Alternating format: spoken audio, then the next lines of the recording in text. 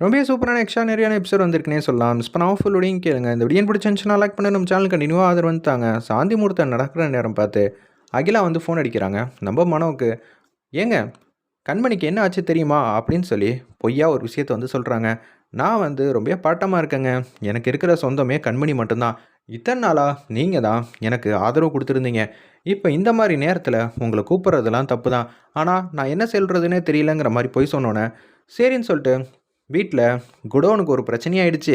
எல்லாம் வந்து புகை மூட்டமாக இருக்கான். நான் போய் என்ன ஏதுன்னு பார்த்துட்டு வந்துடுறேன்னு சொல்லிட்டு போகிறாங்க. அப்போ தான் வந்து கண்ணாபின்னான்னு வந்து திட்டுறாங்க தேன்மொழியை. பேர் மட்டும்தான் தேனுன்னு வச்சுருக்கா. நடக்கிறது எல்லாம் பார்த்தா ரொம்ப வந்து கஷ்டமாக தான் இருக்குன்னு சொன்னோன்னே தேன்மொழி வந்து சோகமாக வந்து போகிறாங்க. ஆஃபீஸ் முடிஞ்ச உடனே கேஷுவலாக வந்து நடந்து வந்துட்டு இருக்காங்க. அப்போன்னு பார்த்து, அந்த பொண்ணு வந்து தனியாக நிற்கிறாடா. அவள் கையில் வச்சுருக்கிற ஃபோன் 10,000 ரூபாய்க்கு மேலே இருக்கும். நம்ம போய் எடுத்துடலான்னு சொல்லிட்டு ஃபோனை வந்து எடுக்கலான்னு பிடுங்க பார்க்குறாங்க. டக்குன்னு மீனாட்சி வந்து சுதாரிச்சுக்கிட்டு ஃபோனை வந்து வாங்கிடுறாங்க. அவங்க கிட்டேருந்து மீனாட்சி கிட்டேருந்து இன்னும் வாங்கவே இல்லை அந்த ரவுடி பசங்க. அப்பன்னு பார்த்து மீனாட்சி கன்னத்துலேயே வந்து பலார் பலார்னு அடிக்கிறப்ப 2-3 பேர் உதவிக்கு வராங்க. இன்னொன்று நம்ம ஜீவாவும் அவங்க தோழரும் வந்து அதிரடி காட்டுறாங்க. "ஏய், என்ன நினச்சிக்கிட்டு இருக்கீங்க? யார் வீட்டு பொண்ணுன்னு தெரியுமாடா? அண்ணா, நீங்கள் இங்கே இருப்பீங்கன்னு நினச்சி கூட பார்க்கல. அதானா பார்த்தேன். என்னடா உன்னோட ஃப்ரெண்ட்ஸுங்களாம் இவங்க 2 பேரும் என்ன என்கிட்ட வந்து இது மாதிரி சேட்டை பண்ணா நீ எனக்கு உதவி பண்ணா நான் நம்புவேன்னு நினச்சியா?" அப்படின்னு தப்பாக புரிஞ்சுக்கிட்டு இருக்காங்க. "ஆமாம்மா, நான் தான் திட்டம் போட்டுக்கிட்டு இருக்கேன். யதார்த்தமாக நான் இங்கே வந்தேன். உனக்கு உதவுறதுக்கு எனக்கு இதுவும் வேணும், இன்னமும் வேணும். டேய், யார் சொல்லிடா வந்தீங்க?" அப்படின்னு சொல்கிறப்ப, "அண்ணா, எங்களுக்கு இப்போ தேவைப்பட்டுச்சுண்ணே, அதனால தான் எடுத்துகிட்டு போகலான்னு வந்தோம். மரியாதையாக அந்த பொண்ணுக்கிட்ட மன்னிப்பு கேட்டுட்டு இங்கேருந்து போ" அப்படின்னு சொன்னோன்னே, அப்பன்னு பார்த்து, "எதுக்காக இவ்வளோ தாமதமா? அதுவும் இந்த ரூட் வழியா வர? இது கொஞ்சம் மோசமான ஏரியா" அப்படின்னு சொல்கிறாங்க. ஜீவா சொல்கிற விஷயத்த வந்து நம்ப மாட்டேங்கிறாங்க. உடனே, "அண்ணன் நீங்கள் சொல்லுங்கண்ணே" அப்படின்னு ஜீவா வந்து சொன்னோன்னே, "ஆமாம்மா, தம்பி சொல்கிறதெல்லாம் வாஸ்தவம் தான். இன்னும் எத்தனை பேர் இங்கே ஒளிஞ்சிருக்காங்கன்னு தெரியாது. தயவு செஞ்சு இந்த பொண்ணை பத்திரமா இந்த ஏரியாவை தாண்டி கூட்டிகிட்டு போயிடுங்கிற மாதிரி சொன்னோன்னே யோசிச்சுட்டு இருக்காங்க. நம்ம மீனாட்சி, "உன் கூட வரதை பார்த்தா ரொம்பவே கஷ்டமாக தான் இருக்குது. ஏய், என்ன சொல்கிற? நான் உன்னை கொண்டு போய் வீட்டில் வந்து விட்டுறேன். நீ எதுக்கும் கவலைப்படாத." "டேய், கவலை என்னமோ ஒன்றை நினச்சி தான்" அப்படின்னு மீனாட்சி வந்து செம்மையாக வந்து கலாய்க்கிறப்ப, மனோ வேக வேகமாக வந்து திருப்பியும் கால் பண்ணுறாங்க அகிலாக்கு. அவங்க எடுக்கிற மாதிரியே தெரில. அவர் வந்துக்கிட்டு இருக்காரு. அவருக்கு நல்ல விஷயம் நடக்க நான் விட்டுருவேனா? எனக்கு அவர் தானே வந்து எல்லாமே வந்து பண்ணிக்கிட்டு இருக்காரு. இன்னமும் அவர் தான் எனக்கு புருஷனாக வந்து இருக்கணும். இது எல்லாம் நான் பண்ணுறது தப்பு. அவர் என்னோட வீட்டுக்காரரே இல்லை. இத்தனை வருஷமாக எனக்கு எல்லா உதவியும் செஞ்சுவிட்டு இப்போ பாதியிலே விட்டுட்டு போனால் என்னால் பார்த்துக்கிட்டு சும்மா இருக்க முடியாது. அவர் வாழ்ந்தா என் கூட தான் வாழணுங்கிற மாதிரி கேவலமாக வந்து யோசிச்சுட்டு இருக்காங்க அகிலா. அப்பன்னு பார்த்து அறக்க பறக்க எல்லா இடமும் ஓடி வந்து பார்க்குறாங்க. எங்கே இருக்கானே தெரியலையே, ஒரு வேளை வீட்டில் இருப்பாளோன்னு சொல்லிட்டு கதவை திறந்து பார்த்தா சிரிச்ச முகமாக அவங்க ஃப்ரெண்ட்ஸும் இவங்களும் பேசிகிட்டு இருக்கதை பார்க்குறாங்க. செம்மையாக வந்து மனம் வந்து கோவப்படுறாங்க. "ஏண்டி ஏண்டி என்னை போட்டு பாடாப்படுத்திக்கிட்டு இருக்க?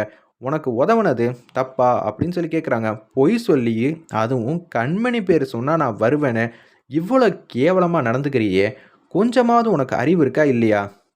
நிறுத்துங்க. நான் செய்கிறது எல்லாம் தப்பாகவே இருக்கட்டும். 5 வருஷமா நீங்கள் என்ன நல்லபடியாக வந்து பார்த்துக்கிட்டீங்க.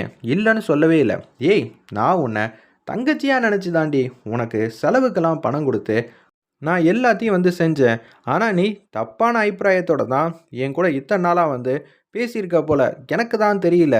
நான் தான் சொல்கிறேன்ல, நான் உனக்கு என்னென்ன செஞ்சனோ அது எல்லாத்தையும் நான் அண்ணனாக இருந்து எல்லாத்தையும் வந்து செய்வேன்னு உனக்கு தான் சொன்னேன்ல. அதை ஏண்டி நீ புரிஞ்சுக்க மாட்டேங்கிற? எனக்கு அண்ணன்லாம் தேவையில்ல. எனக்கு வீட்டுக்காரன் தான் தேவை. என் பொண்ணுக்கு அப்பா நீங்கள் தான்." "ஏய், என்னடி நினச்சிக்கிட்டு இருக்க? அந்த பொண்ணுக்கு அப்பா நானா? என்னை தேவையில்லாம பேச வச்சிடாத" அப்படின்னு சொல்லும்போது, "நிச்சயம் தேன்மொழி உன்னால் அங்கே கஷ்டப்பட்டுட்டு இருக்கா. நான் வர வழியில் என்ன தெரியுமா பொய் சொல்லிட்டு வந்தேன்." "ஓ, இந்த அளவுக்கு சொல்லிட்டீங்களா? அப்போனா அப்பத்தான் வந்து ரொம்பவே தேனை ராசி வாய்ந்தவன்னு சொல்லி பாராட்டியிருப்பாங்களே. உன்னால் போயும் போய் தேன்மொழிக்கு போய் கெட்ட பேரை சம்பாரித்து கொடுக்குறேன் பாரு. இன்னொரு வாட்டி எனக்கு ஃபோன் அடித்து கூப்பிட்றாத. என்ன நடந்தாலும் ஏன் கண்மணிக்கே ஏதாவது பிரச்சனைனா கூட உன் பிரச்சனையை நீ தான் பார்க்கணும். ஆத்திரம் அவசரம்னு உதவலான்னு வந்தா என்னை இப்படி போட்டு பாடாப்படுத்துகிற. என்னை சுற்றி இருக்கிறவங்க எல்லாரையும் நீ கஷ்டப்படுத்துகிற. நீ இப்படியே பண்ணன்னு வச்சுக்கியேன், உண்மையிலேயே வந்து உனக்கு உதவி தேவைப்படுறப்ப கூட உதவுறதுக்கு யாருமே இருக்க மாட்டாங்க. நான் வரேன். இனிமேட்டுக்கு ஃபோன் அடிக்காத. எனக்கும் உனக்கும் சம்மந்தமே கிடையாது" அப்படின்னு சொல்லிடுறாங்க அந்த இடத்துல நம்ம மனோ, அப்படியா? இந்த விஷயத்த நான் தேனுகிட்ட சொல்லுவோம். அதுக்கப்புறம் உங்களுக்கு எல்லாமே தேன் தானே. அப்புறம் என்ன நடக்கும்னு தெரியுமா? அப்படின்னு சொன்னோனே, பேரதிர்ச்சியா வந்து நிக்கிறாங்க. இவ்வளோ நேரம் வீராப்பா வந்து பேசுனீங்க. இப்ப என்ன ஆச்சு? அந்த அளவுக்கு தேன லவ் பண்றீங்களா? அப்படின்னு சொல்லி சிரிச்சுக்கிட்டே கேட்கிறப்ப, கோவப்பட்டு அப்படியே வந்து கிளம்புறாங்க. ஒரு இடத்துல வந்து உட்காந்துருக்காங்க. மனோ என்ன செய்றதுன்னே தெரியாம யோசிச்சுட்டு இருக்காங்க. மீனாட்சி, வாங்க நம்ம 2 பேரும் பைக்ல போலாம். இப்ப விட்டா வேற வழியே கிடையாது. எவ்வளோ தூரம் தான் நடந்து போயிட்டு இருக்க முடியும்? அப்பன்னு பார்த்து தூரத்துல 2, 3 பேர் வந்து நிக்கிறாங்க. இனிமேட்டுக்கும் நீங்க உட்காரலனா சரிப்பட்டு வராது மீனாட்சி. தயவு செஞ்சு என்ன நம்ப மாட்டேங்கிறீங்களா? அந்த அண்ணன வச்செல்லாம் நான்லாம் எதுவும் பொய்யெல்லாம் சொல்லல. நான் அதுக்கப்புறம் சண்டை போடணும். அதுக்கப்புறம் ஒவ்வொரு ஏரியாவா தாண்டி தாண்டி போறதுக்குள்ள விடிஞ்சு போயிடும். தயவு செஞ்சு புரிஞ்சுக்கங்க அப்படின்னு சொன்னோனே, அப்படியே பைக் எடுத்துட்டு அவங்க 2 பேரும் போறாங்க. ஜீவாக்கு சந்தோஷம் தாங்கல. நம்ம மீனாட்சிய காதலிக்க ஆரம்பிச்சுட்டாங்க போல இருக்கு. அவ்வளோ சிரிப்போட ஓட்டிக்கிட்டே இருக்காங்க. "என்ன நீ சிரிக்கிறியா?" அப்படின்னு சொல்லும்போது, "ஆமா. என் பின்னாடி அப்படியே நீ உட்காந்துக்கிட்டு காமெடி பண்ணிக்கிட்டே வர. எனக்கு தான் வந்து சிரிச்சு சிரிச்சு எனக்கு முடியல" அப்படின்னு சொல்றாங்க. "ஏன்டா இப்படி ஓட்டிக்கிட்டு இருக்க? பின்ன வண்டிய ஓட்டிக்கிட்டு வந்துகிட்டு இருக்கேன். சிரிக்கிறியான்னு கேட்டா, வேற என்னத்த சொல்றது? எப்படி இவ கண்டுபிடிச்சா? மனசுக்குள்ள அவ்வளோ சந்தோஷமா இருக்கு இவ பக்கத்துல வந்து உட்கார்ந்திருக்கிறது.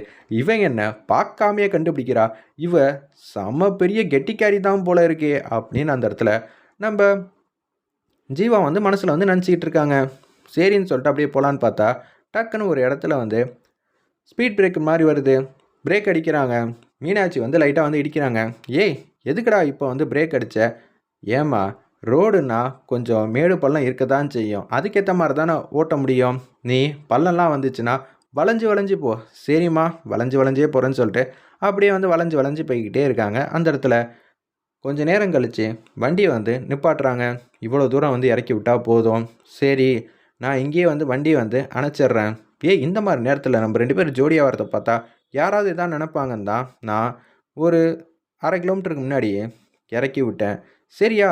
நீ போ, நான் பார்த்துக்கிறேன். இது என் ஏரியா தான். எனக்கு தைரியம் இருக்கு." "உனக்கு தைரியம் இருக்குமா? அப்படியெல்லாம் உன்னெல்லாம் தனியாலாம் விட முடியாது. உன்ன நான் பத்திரமா வந்து கூட்டிட்டு வந்திருக்கேன்.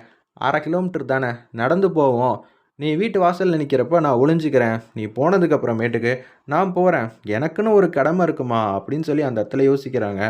நம்ப ஜீவா, "என்ன இவன் இப்படியெல்லாம் அவன் பேசிட்டு இருக்கான்?" அப்படின்னு சொல்லிட்டு சரி வான்னு சொல்லி அனுமதி குடுத்த உடனே அப்படியே வந்துகிட்டே இருக்காங்க. "என்ன நீ நடந்துக்கிறதெல்லாம் பார்த்தா ரொம்பவே நல்லவன் போல நடந்துக்கிற. என்னை பத்தி யாரும் தெரிஞ்சவங்க நல்லா தான் பேசுவாங்க. தெரியாதவங்க தான் இப்படியெல்லாம் தப்பு தப்பா பேசுவாங்க. நான் பேசிக்காவே நல்லவன்மா." அப்படின்னு சொல்லி காமெடியா பேசிட்டு இருக்கிறப்ப, அவங்க அம்மா கிட்ட வந்து கேட்குறாங்க. "ஏன் இவ்வளோ தாமதம் ஆயிடுச்சு? வேலை இருந்துச்சும்மா. அதனால தான் வர முடியல." சரின்னு சொல்லிட்டு, "நீ போம்மா, கதவு பூட்டிட்டு வரேன்னு" சொன்னோனே, ஜீவா வந்து ஒளிஞ்சுக்கிறாங்க. அதுக்கப்புறம் ஜீவாவுக்கு வந்து டாட்டா காட்டுறாங்க நம்ப மீனாட்சி. ஃபர்ஸ்ட்டு ஜீவா தான் கைய காட்டுனோனே, டக்குனு மீனாட்சி வந்து கை காட்டுறாங்க. "ச்சே! எதுக்குடி அவனுக்கெல்லாம் போய் டாட்டாலாம் காட்டிக்கிட்டு இருக்க?" அப்படின்னு மீனாட்சி வந்து நினச்சிட்டு இருக்காங்க. பரவாயில்லையே! இப்படியே பேசி பேசி அவன் மனச வந்து மாத்திர வேண்டியதான் அப்படின்னு சூப்பரா வந்து யோசிக்கிறாங்க. வெயிட் பண்ணி பார்ப்போம்.